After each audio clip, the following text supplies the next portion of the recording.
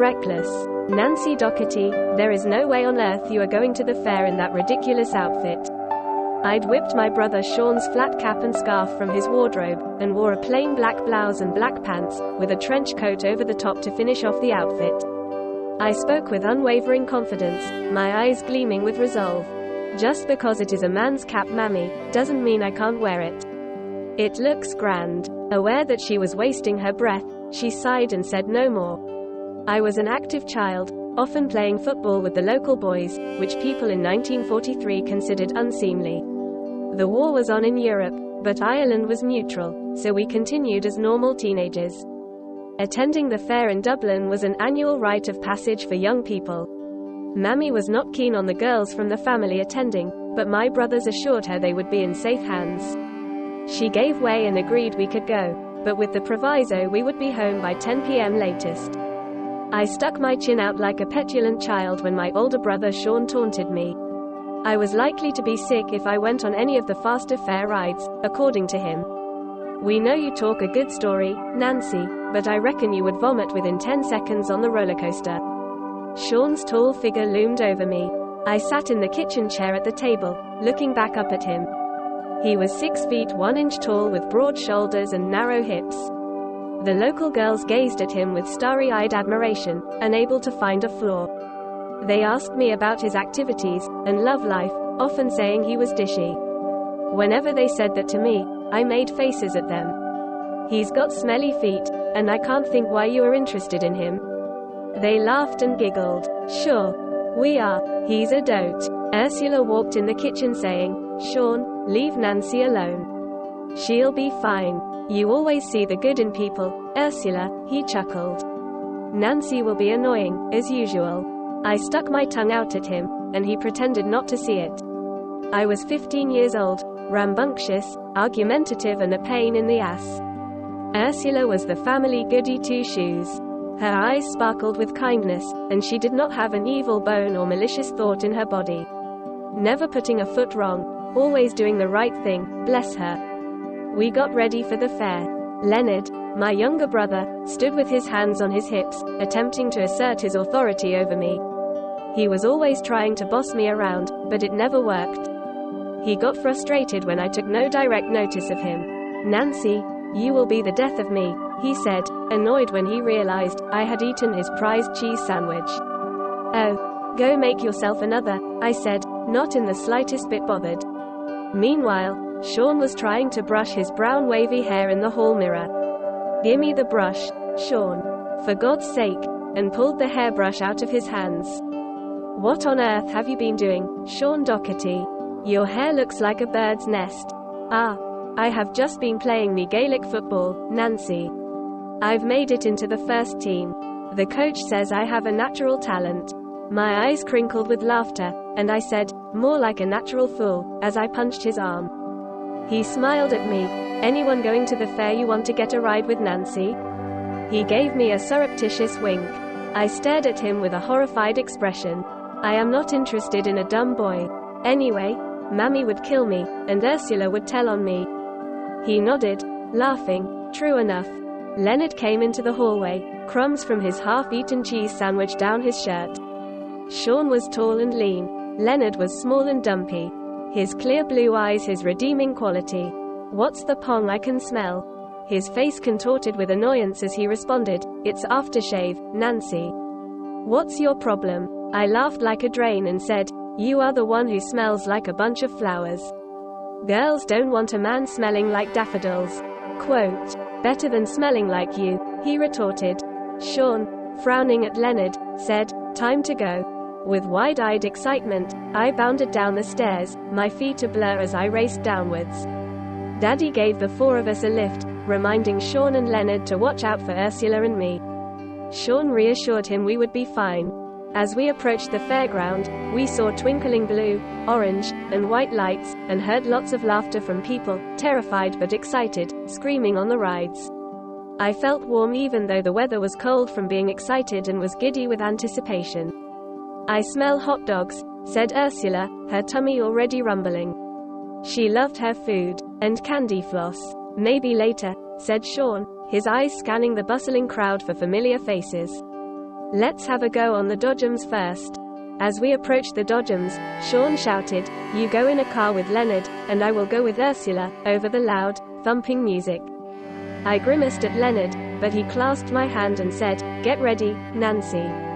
We must beat all these others to get a Dodgem car."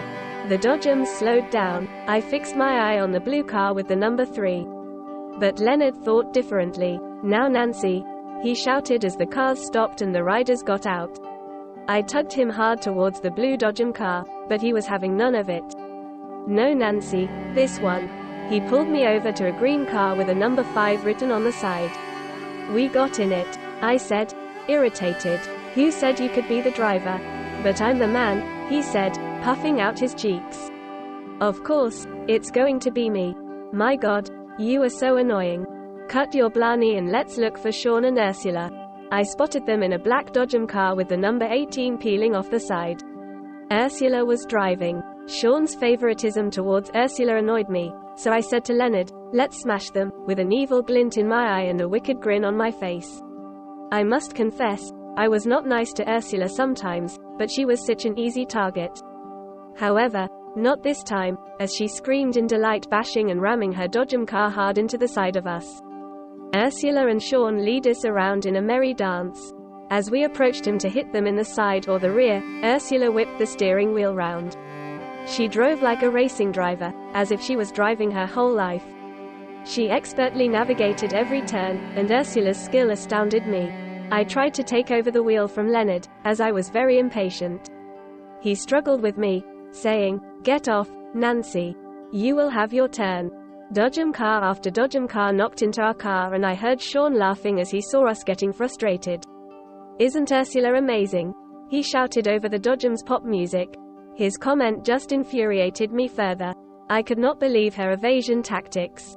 Her eyes were everywhere. Our time ran out, and the Dodgems slowed down and stopped. "Thanks Leonard, but next time it is my go. You were rubbish." I stuck my tongue out at him, but he didn't respond, and was very subdued. Ursula's driving magnificence had bruised his pride and male ego. As we got out of the Dodgem car, I noticed the ghost train ride a short distance away.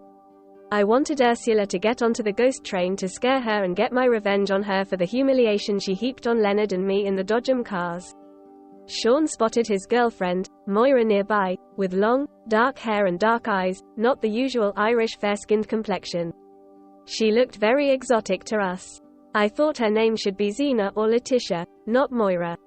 Sean was very smitten with her. She was beautiful. "I'm heading over to see Moira for a little while," Leonard said. "Sean, you cannot leave me alone with these two. I will die." Sean laughed and said, "Stop your bleating, Leonard. I will not be long. I want to ride the big wheel with Moira, so we can see the entire fairground from above." "Canoodle more like," I said slyly. Sean winked at me, then said, "Okay all of you, let's meet back at the ghost train in about 40 minutes. "All right," Ursula said, and Leonard and I nodded our agreement. Sean dashed off to meet Moira, and I watched him snog the face off her, saying, "He's going to be longer than 40 minutes, you know."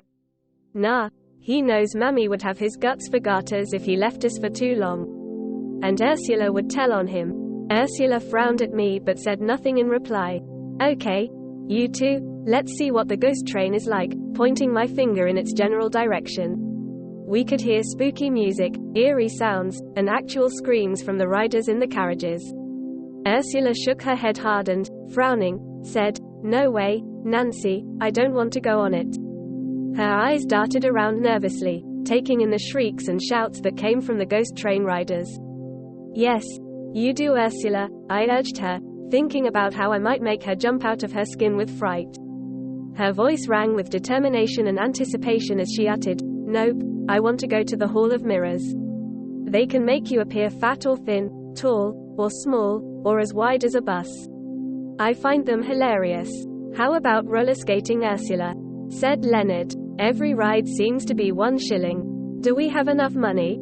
Soon tiring of Ursula's protestations and, in my usual selfish manner, said to Leonard, "I am going on the ghost train. Meet you back here with Sean."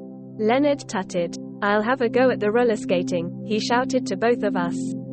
As I scurried off, I realized Ursula was trailing behind me, as I knew she would. "Nancy, I don't want to do this," she proclaimed, her voice quivering. I could see she was nervous, but I chided her, saying, "You are always such a wimp, Ursula. It's all fun and games, you'll see." We got into the second carriage of the ghost train, even though the first carriage was empty. The carriages were old, worn, and rickety. The seats smelled musty and damp. As we went through the first tunnel, I got restless, stating, "God, why did I pick this? This is for little kids. It's rubbish." I balanced myself on the edge of the second carriage, feeling the cool metal beneath my hands as I made my way towards the front of the train. It was precarious to move from one carriage to the next whilst the train was moving, but I wasn't worried. "This will be so much better," I shouted over at Ursula. The bit was between my teeth now. I was going to get to the front of this rickety old train and get the best view of the spooky shadows and eerie ghostly characters. "Don't, Nancy," she called out, her eyes wide with fear, pleading for my safety. "Don't do it," she shouted again. I stretched over, managing to grab the handrail of the first carriage to hoist myself over. It was usual for me to climb trees, run, and jump around with the local boys. I was athletic and loved a challenge, so this didn't faze me at all. Ursula, always wanting to look after people, followed me. It was the worst thing she could have done. By nature, she was a bookworm, not in the least bit athletic. With a sudden movement, her glasses slipped off the bridge of her nose and disappeared into the hole down between the train tracks. Now she could not see very well at all, compounding the issue. "Nancy, Nancy," she shouted, as she teetered on the edge, trying to reach the first carriage, but the ghost train had a sharp bend coming. By now I had secured myself onto the front seat of the first carriage and was settling down on its padded seating. The train took a sharp right turn. Ursula lost her grip on the handrail, falling to the left, bypassing my carriage on her way down to the hard ground below. Facing forwards, I didn't see it happen, but I heard a bone-chilling scream and a loud thump as she hit the floor. The fairground supervisor, seeing what happened, pressed the emergency stop button, and the ride screeched to a complete stop. Wondering what was going on, I turned round to see. What I saw will live with me for the rest of my days. My sister lay motionless on the floor, her body twisted at an unnatural angle, limbs tangled in a disheveled heap. Worse than that, her head was facing the wrong way. My brain couldn't compute the situation. How could it be facing the wrong way? She wasn't an owl, which could turn its head around in a 360-degree circle. At that precise moment, I realized that the fall broke her neck, and she had died. The silence which followed was deafening. I was in shock. It did not have to be this way. She did not have to follow me. Why did she follow me? She always followed me everywhere. She was such a nuisance. What was she thinking? Of course, it's all fun and games.